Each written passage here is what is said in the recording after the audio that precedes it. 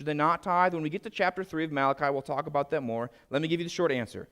Christians are not required to tithe. In other words, Christians are not required to give 10% of their income.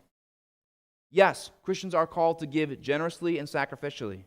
And personally, Katie and I tithe as a starting point, and then we give from there. So more on tithing later. But regardless of the percentage of the finances you give, your question is this: do you give God your best? Or do you give as an afterthought?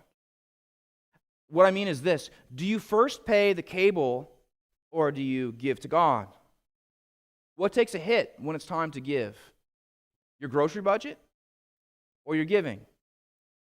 When you're low financially, what if instead of cutting corners on giving to God, what if instead you ate more spaghetti that month? And for some of you, if you're going to be honest, you don't even know how much money you spend. You let money slip here and there, and then you feel financially tight at the end of the month. What if you made a budget and you stuck to it so that you could be disciplined for the glory of God? Listen, some of you are spontaneous out there, and listen, I'm one of you. I am a spontaneous person. I kind of like to blow with the wind, okay?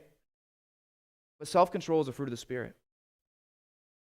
And your lack of self-control keeps you from fully obeying God. You don't even know how much money you can give each month because you don't know how much money you have. And so your act of worship this morning might be going home and making a budget and saying, Lord, how much of this do you want from me? And how much can I spend on other stuff? Now, some of you are saying, I knew it.